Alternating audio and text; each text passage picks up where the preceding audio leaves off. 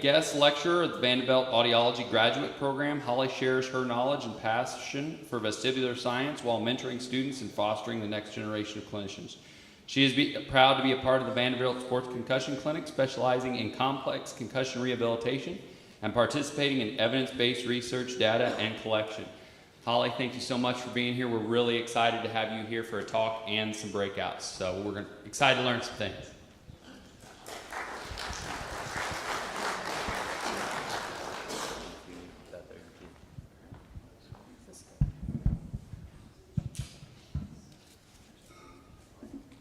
All right, I'm going to start a timer.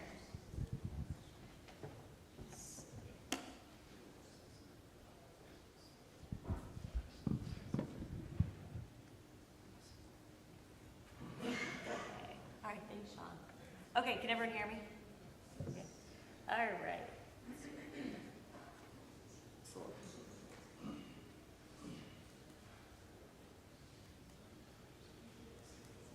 I just have to point it. Okay, so I have no financial disclosures. Thanks for having me. I'm really excited to be here. Like Sean said, I work at Vanderbilt University Medical Center, and I have for 11 years. Just some fun facts about me. Sean already kind of told you a little bit. But I am not ortho, even a little bit. I have only done vestibular and concussion rehab for 13 years, so please, when it comes to questions, don't ask anything about what happens to the shoulders, hips, knees during concussion, because I can't answer those questions. Okay, learning objectives. So we are going to highlight central tenets of concussion rehab. We're going to understand post-concussion presentation domains, and plan and sequence examination based on clinical presentation. We'll talk about interventions and then outcomes of the interventions. Understand headache management and psychological strategies.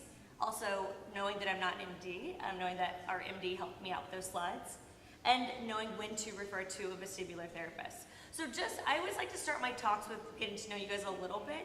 How many of you have a vestibular therapist that you work closely with or have a good relationship with? Oh gosh, okay. All right, well give me a call, I'm free. All right, so let's start with some central tenets. So these facts, these are not true.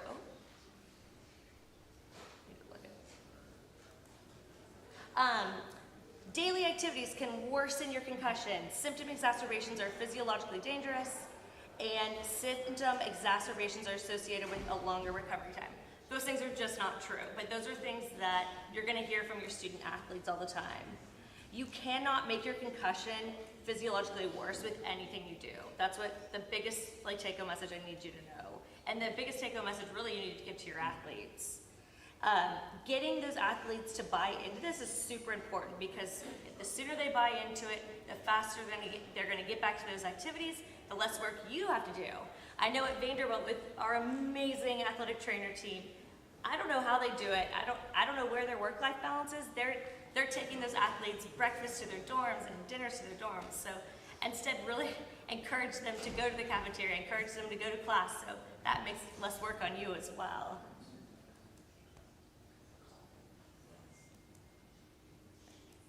Got lots of animations, which now I'm regretting. Okay, fear avoidance. So I'm going to give you the exact definition of fear avoidance.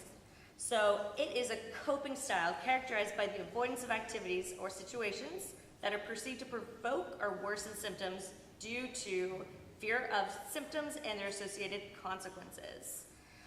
Avoidance of stimuli may seem logical at the time. However, these tendencies actually may lead to deconditioning and sensitization. Fear avoidance has been shown to impact a lot of other conditions like many ortho issues. Again, adding more work to you. Low back pain, orthopedic injuries, headache, migraine, 3PD, also known as persistent postural perceptual dizziness, chronic fatigue syndrome, and panic disorder. So what is the goal with these central tenets? We want to break that avoidance cycle, okay? And we want to do that with both from a cognitive aspect and also a psychological and physical. So much like orthopedic related injuries, mild symptom exacerbation should be expected and likely will happen, okay? The rule of thumb is that you're going to have your athletes give you a number on a scale of 0 to 10 as far as symptoms go. If their symptoms go up 1 to 2 points, A-okay, keep going. If their symptoms go up 3 points, tell them to pause, take a break, let symptoms go down, usually around 5-10 minutes, and then re-engage in whatever activity you were previously doing. Okay, so this is nothing new for you guys. You guys have seen this probably 1,000 times. This is the framework for concussion management. And we break those down into specific impairment domains, which are cervical musculoskeletal, the vestibulo-oculomotor, autonomic dysfunction, and motor function. For today's purpose, we are going to focus on vestibulo-oculomotor. So why does the vestibular system matter? Well, it connects the eyes to the brain, to the feet. It tells your body where you are in space. It's super important. And when it comes to concussion, that bridge that the vestibular system is making to all those systems can get a little shaky. And so it's important to hit the vestibular system hard. Assessments. So there are a couple different clinical questionnaires that you can use. I'm sure with your sports clinic you have a preference. The clinical practice guidelines doesn't really care which one you use. At Vanderbilt, we tend to use the post-concussion symptoms scale. It doesn't mean that that's the best or the right one, it's just what we tend to use. But you also have the concussion profile screen and also the DHI, the Dizziness Handicap Inventory. We also use that one a lot at Vanderbilt, but that's only because it was created by one of my colleagues there, so. All right, so when you're assessing the vestibulo-oculomotor, the VOMS is nothing new. How many of you use the VOMS on almost like a weekly basis? Like a lot of you, okay. That's good. So it was created at Pitt, and it's used to rule in, rule out central versus peripheral findings, and it's a symptom provocation test. As you know, you ask about headache, dizziness, fatigue, nausea. We also look at ocular alignment. We look at visual motion sensitivity. We look at gaze stabilization and DVA via the VOR, which is a fancy way of saying the inner ear connected to the eyes to the brain. And then we do positional testing for BPPV as well. All right, so when you are talking about the VOMS and whenever you're assessing your student athletes, it's important to know that yes, it is a symptom provocation test. Their subjective response is the most important response. However, these other items up here are super important for you to look at. It can guide you with your treatments. So is there an extra head tilt? Are they biased to one side? Do they fatigue quickly? Do they overshoot, undershoot targets with saccades? Is there a big pause at transitions? How much blinking is going on or needing to focus on the target? All really important for you to note as well.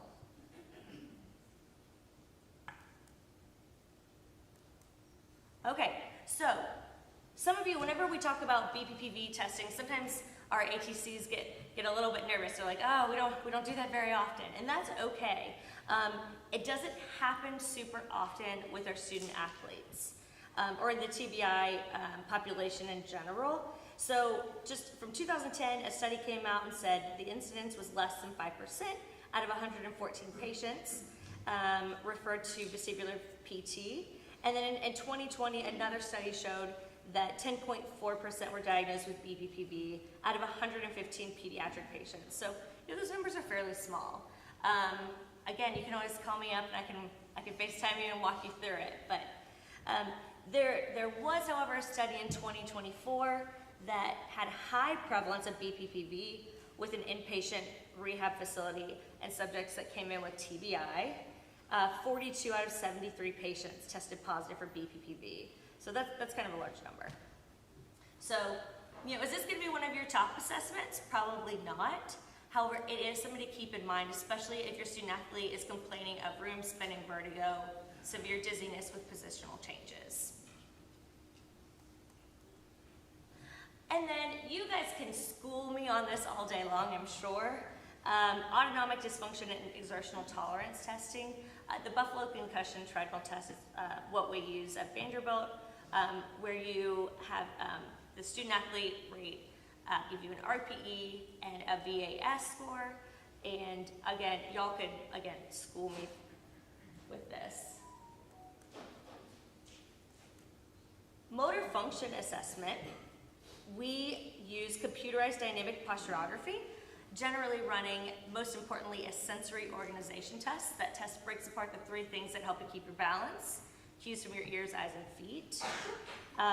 If you don't have computerized dynamic posturography, like a Burtec Egg or Neurocom, then you would do something called a modified CAT-SID, which is what Christine is doing here.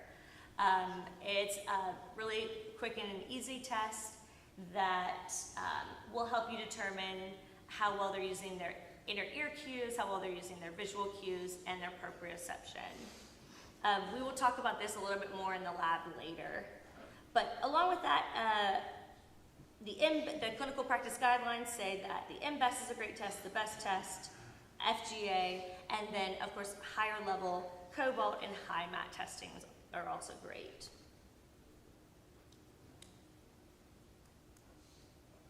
So when it comes to interventions and treatment, prioritization, super important. Identify the areas that are most problematic first. Is it a central problem? Is it a peripheral problem? Are they having issues with their spine? Do you think that the visual vertigo or visual motion sensitivity is playing into it? That's going to require habituation. So tolerance to exertional activity for sub-threshold exercise prescription, migraine presentation requiring referrals, is there a mental health component, and then also you need to note if there's a cognitive impairment requiring additional evaluation as well. I can't say this enough. Emphasize pacing, so less is more. You don't want to push, push, push, pull back. You want to do a gradual return to everything. Now, again, that doesn't mean go sleep in a dark room for a couple weeks, but it does mean a nice slow return. So instead of going to the cafeteria for 2 hours, they're going to go for 30 minutes. Maybe instead of going to class for a full hour, they do 15 minutes, walk out for 5 minutes, do 15 minutes, walk out for 5, that kind of thing. You want to discourage avoidance behaviors and then progress to dynamic exertional activities. So this is the best example that I've ever seen about that example of not wanting to push, push, push, pull back. So it's all about pacing. This is what we don't want. We don't want symptoms spiking. Spiking symptoms is not good. So going from 0 to an 8, no. We want that 1 to 2 increase in symptoms. Going into the red zone, your student athlete is going to crash and they're going to have to go get in bed for quite a few hours or a day. So you should aim to remain below your significant symptom threshold to promote recovery, and that's what this is going to look like. And ultimately, though, we want symptoms to look like this, right? That nice slow increase. So back to prioritization, we want to start with central. So when we think about central, what are we talking about? That is static head movement and oculomotor exercises. So that's your basic kind of smooth pursuits, saccades, convergence, okay? Those top items on the bombs, those are the exercises that you want to start with. Whenever those items are normal on your bombs, it's okay to move on to the bottom part, or the later items, which are the dynamic head movement or the peripheral items, which is gaze stabilization. And we'll talk a lot about that during the workshop this afternoon. From there, you want to expose your student athlete to more of the visual motion sensitivity. This is going to be those busy environments, the multisensory exercises, more coming into their visual field than they may actually like. And then from there, historically, I will give this a caveat. Historically, we have saved aerobic capacity till the end to get their heart rate up, and we've saved Buffalo concussion treadmill tests till the end. Now the research is coming out saying that actually that needs to come in earlier into the treatment process, so keep that in mind. But clinical pearls, and you'll hear me give a lot of these hopefully today, you want to stabilize gaze without head movement first, okay? So again, always starting with the central before you move on to the peripheral. And then you really want to hit hardware before software. So you want to address that cervical spine first and BPPV. Now BPPV is a really quick, easy fix. Cervical I know is not as quick and easy. However, you need the hardware to be working before you can move on to the software. Studies show that 90% of traumatic brain injuries suffer from visual dysfunction. This may be blurred vision, sensitivity to light, reduction or loss of visual field, headaches with visual tasks, reading difficulty, difficulties with eye movement, all the things you're going to hear when your athletes are trying to study, write papers, or scroll on their phone.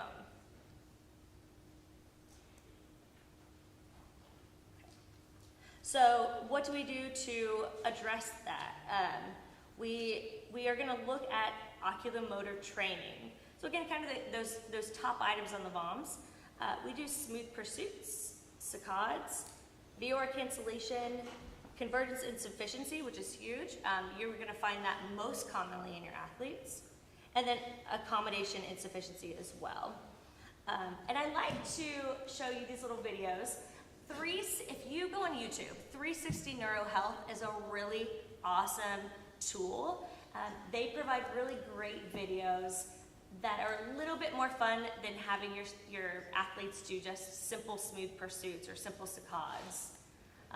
They provide, depending on the level of video that you're looking at, they may or may not provide a dynamic background. If they can't tolerate that, then you go back to an earlier level or a lower level that has, like the baseball, where it has a basic plain background. So that's something to keep in mind. 360 Neuro Health on YouTube. It's a really good resource for you. So that's from a central. And then, once we're clear from the central, we are going to look more at the peripheral. So that gaze stabilization. Again, inner ear talking to the eyes to the brain. We are going to talk most commonly about the two hallmark treatments, which are ×1 and ×2 viewing.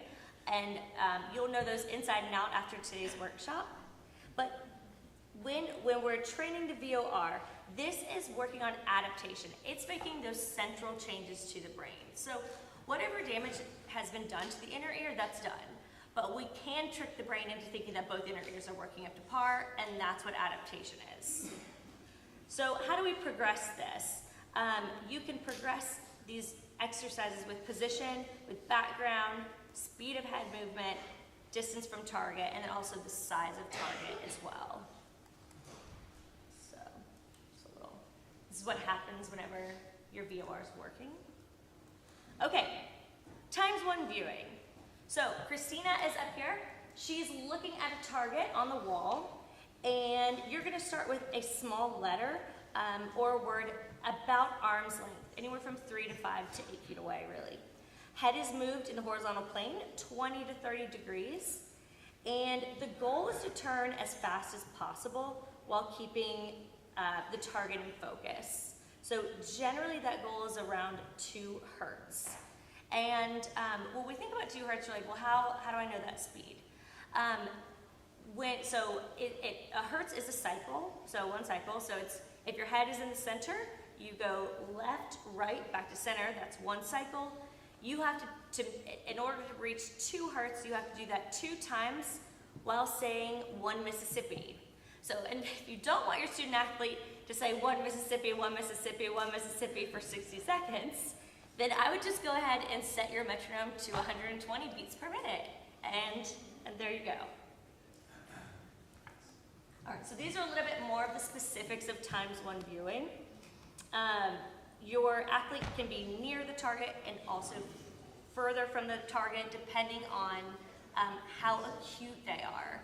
If they are really acute, within 3 months, they can just do one distance from the target. If they're more chronic, greater than 3 months, they're gonna need to do this exercise from both a near distance and a far distance. So roughly 2 to 3 feet, roughly 6 to 8 feet. The size of the target does matter. We tend to use X's and Y's. Those lines are really nice and easy to see for the student athlete to tell you if it's moving, blurring, or jumping. A word can be a little bit more difficult. So we tend to use one single target. If you're a near distance, the size font is going to be 36, 24, or 20. And if you're far, it's going to be 60, 45, or 35. All right. When I go to symposiums, one of the things that I like the most is our tools in my tool belt. And so that is what this is. I'm trying to give you guys from start to finish how you might be able to progress VOR ×1. So I started a little bit advanced. Elise is doing a vertical VOR. She's staring at the target, turning her head up and down, and she's quick. She's on a BOSU to make it a little bit harder. You can also change the surface to simply slow them down. So if they're just whipping their head around and they say that that letter is really, really still and it's not moving, jumping, blurring, put them on something or make them move dynamically, and it will require them to slow down their head turns. So from here, same thing, except we added in a visual background. Again, it adds a little bit more challenge, usually slows them down, makes them feel a little crummy. The benefit to this is that it's also going to touch in that visual motion sensitivity realm, which is also a plus. Okay, then I have her start to move left and right on BOSU, while keeping eyes on target. Again, you know the speed that your athlete needs to go by what they're seeing. So over and over and over again, while they're doing this activity, you're saying, what does that letter look like? What does that letter look like? I mean, be a broken record. The second it moves, jumps, or blurs, you need to have them slow down their head movement. And then finally, I have her starting and stopping the task. So she has to amp up speed again, and then she breaks and does some form of a movement. I can't do that, but your athletes will be able to do it. So that's a really, really high level one, but it is good. From there, after a period of doing ×1 viewing, you want to go ahead and progress to ×2 viewing. With this, Christina, there's a target on the inside of that popsicle stick, which you'll learn this afternoon. She is staring at the target and turning her head left and right in equal and opposite movements to her arm movement. It's a really small movement. It's about 10 to 15 degrees to either side. You don't want them going like this because they're not going to be able to keep their eyes focused on the target. It's really nice and small, should be fairly quick. It's a little bit more fun to do than ×1. It requires a little bit more coordination. Usually you're going to start this one in seated position just for the coordination aspect of it, and get them up to standing and or walking as soon as possible.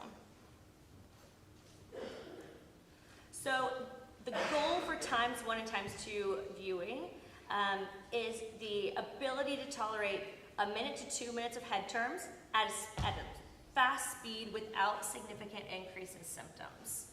So not only are we doing adaptation, but we're also habituating them to movement. So we're decreasing that sensitivity or increasing their motion tolerance. Usually we do it in both horizontal and vertical directions.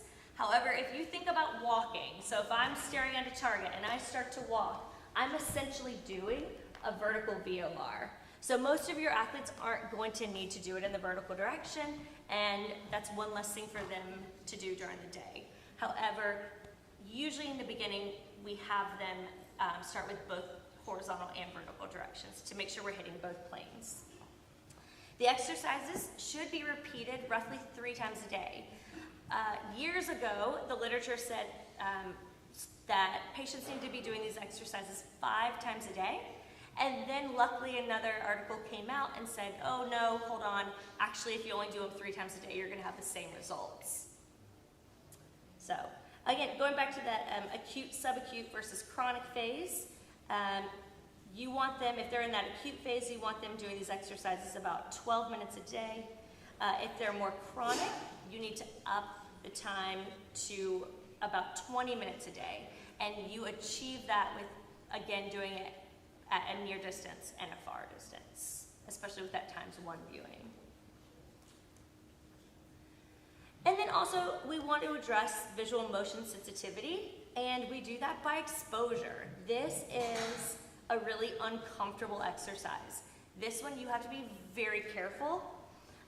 It's a super gradual exposure to provocative stimuli.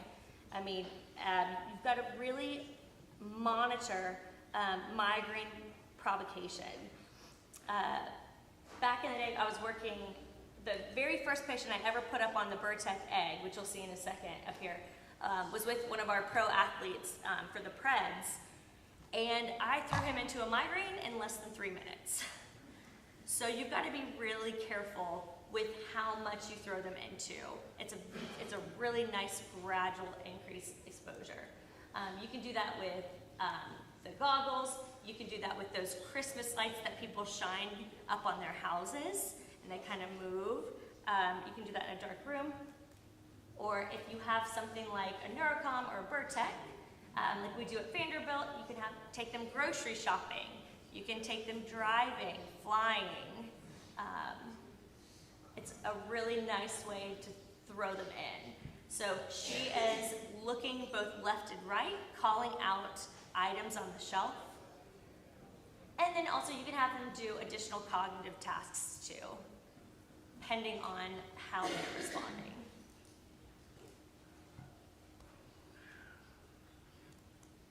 So again, the most difficult part about this kind of training is that there is no standard protocol or guidelines. There is no clinical practice guidelines that says, hey, this is how many minutes you start with. Hey, this is how long they need to be doing this for, or these are the videos you need to be exposing them to. It should be used as an adjunct to VRT for patients with that visual vertigo. And then motor function training. It's important to vary up these exercises. We vary them with surface changes, visual changes, reduced use of visual cues, dynamic movement, head movement, and then in this video, we are doing both a physical and a cognitive task at the same time. I really like this one. I use this quite a bit. We use our Blaze Pods, which I bet most of you have. And then also she is sorting cards and having to maintain balance. With my younger athletes, I have them usually in a jogging motion as well. Okay, and then another example. So again, going back to that gradual exposure. We have a soccer game going up on the screen, and she is calling out play-by-play what's happening up on the video, while having to pay attention in her peripheral vision to those Blaze Pods. Notice how I'm keeping her in one linear direction though. She's not turning, she's not bending, she's just having to visually scan. And now, same thing, she's calling out play-by-play with the video. However, she's doing a bending task as well. But still in that same one plane. And then here, I switched up the Blaze Pods. Now, for the record, I did cue her. I wanted her to do a little bit more turning. So I wanted turning and bending. She was too worried. She missed a Blaze Pod there.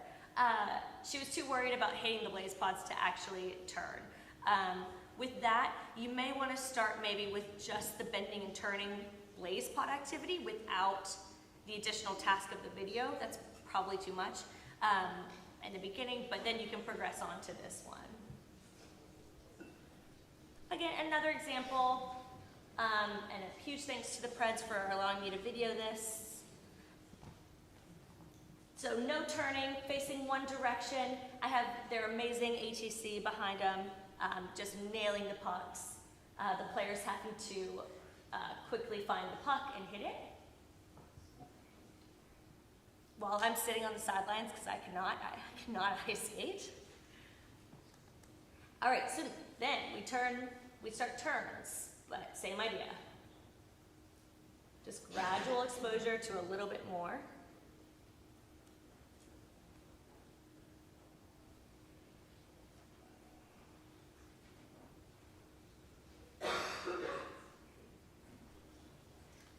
And then we go full on, we go all out.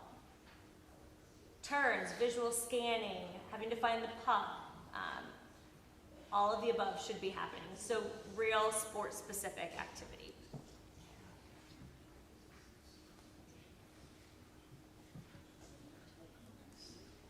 So some treatment pearls. In the end, as their provider, you just have to be really confident, cool, calm, and collected, right? So the student athlete's scared. They don't know what's going on. Provide them with that confidence so that they can progress as they should. You want to reassure them that you've seen this before and that these symptoms are normal. They can happen, and they will happen usually after a concussion. You want to communicate that this may not be organic, but it does not mean that they're permanently injured. You want to explain that this is more likely their brain or body's way of coping with the after effects of the injury. Assure them that you don't think they're faking. You want to validate them. Validation is huge. Validation is huge for so many reasons, but really, especially for the buy-in. You need them to buy into your exercises so they do their homework and they get better.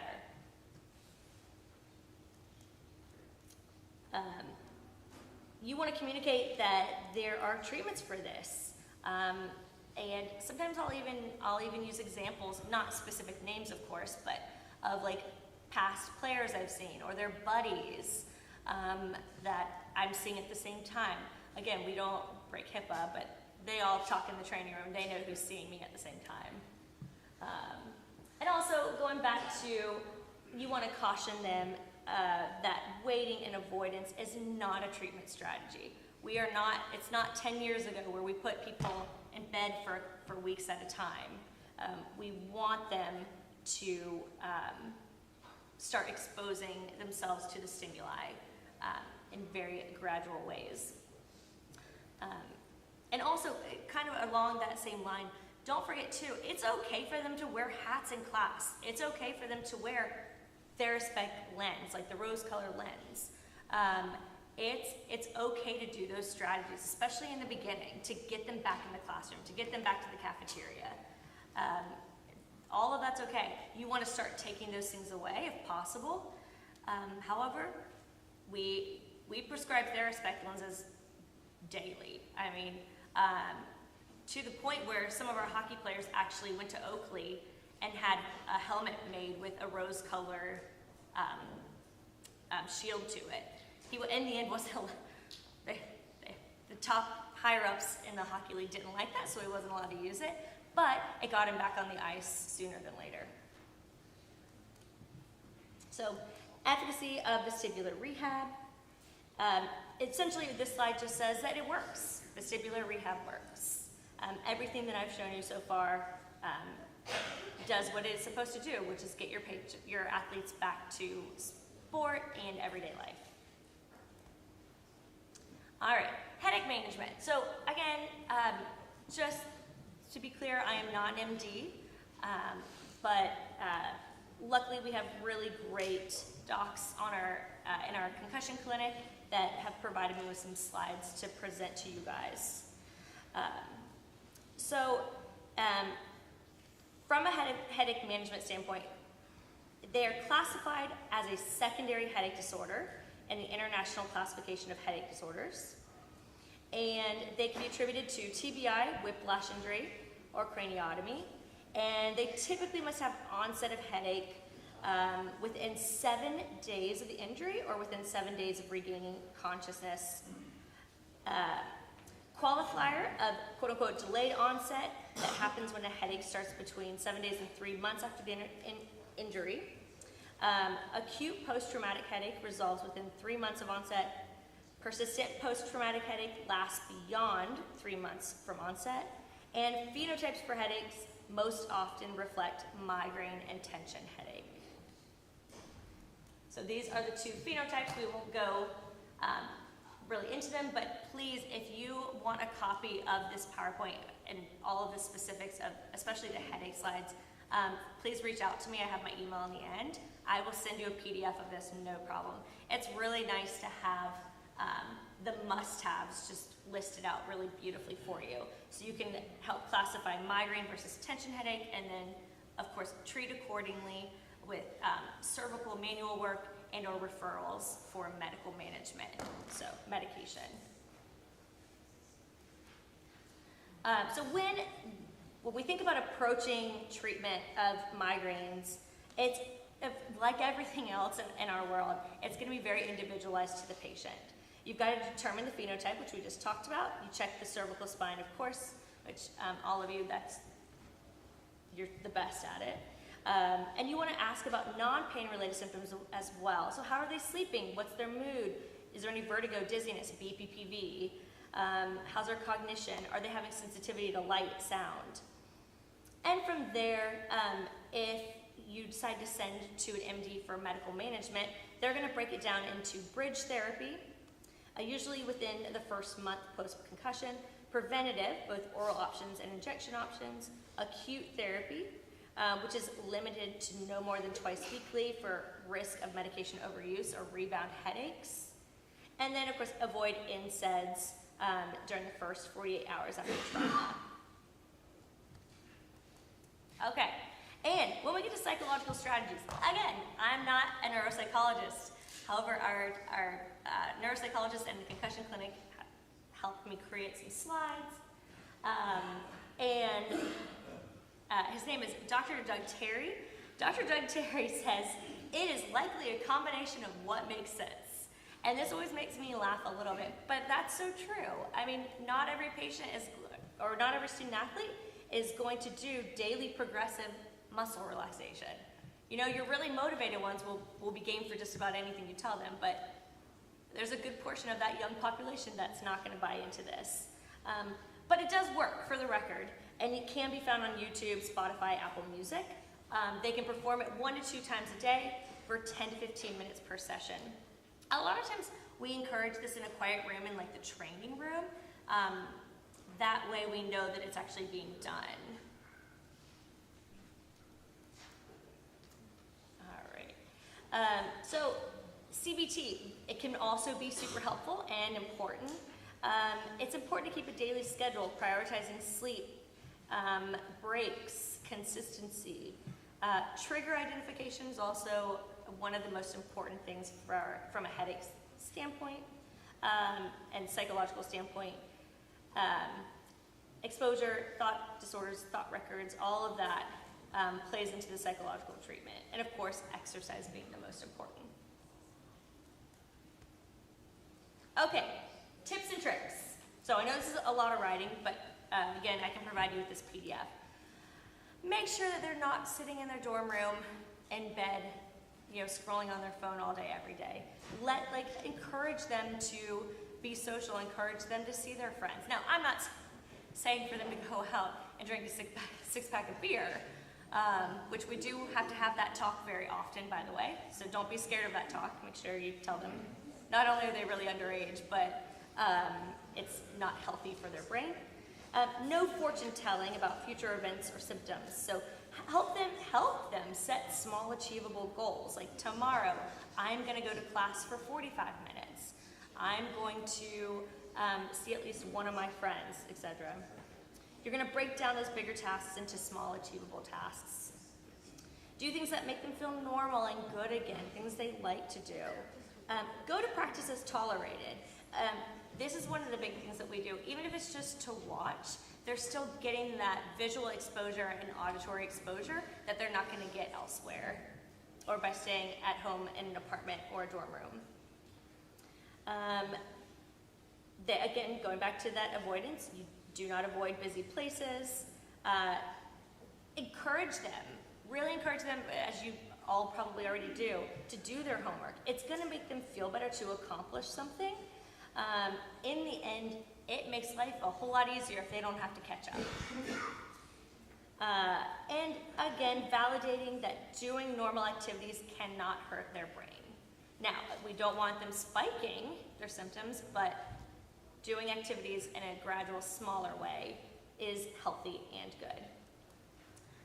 This is one of the activity checklists that we use. It helps break things down for them, helps organize their thoughts and their activities a little bit more, helps you as their provider know that they're doing what they're supposed to be doing, and also allows them to check something off. Okay, now, when to refer. So when do you need to look and reach out to a vestibular therapist? So at Vanderbilt, we are super lucky to have one of the most incredible teams of ATCs, I think, ever. And so we collaborate heavily. But in the beginning, they always wait about 10 to 14 days before referring to us. They may give us a heads up that an athlete's coming our way a few days earlier, but 10 to 14 days is generally the rule of thumb. But if the student athlete's having more headaches, dizziness, balance problems, neck pain, visual disturbances, or fatigue, then they do come see us in clinic. If they are stuck at grade 3 of return to play or grade 4, and there might be an autonomic regulation issue, if they're having some exercise intolerance, the ATC will reach out to me. Or also knowing when to refer to our team, the rest of the team. So do we need to go to neurology for headaches? Do we need to go to neuropsychology to help them kind of get out of their own head? Do we need to assess their cognitive or behavioral changes? Is speech therapy required? That's not just how you talk. That is from a cognitive standpoint and also a return to learn standpoint. So all of these things are you have to consider them when looking at your student athlete as a whole.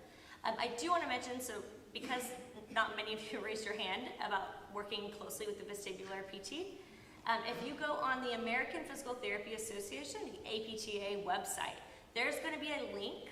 If you type in vestibular, there's going to be a link for map of providers, and that's going to give you every vestibular certified provider that's in your area that is on APTA, which most all of us should be if you're sending your athlete to them. They should be listed. So check it out. See. I'm sure I did not do that before today. I apologize, but see where they're located. I know there are some in this area. So. Okay, there are references. And then please take a picture of my email if you have any questions or need copies of anything or need exercise ideas or help with BPPV, please reach out. I am available. So thank you so much.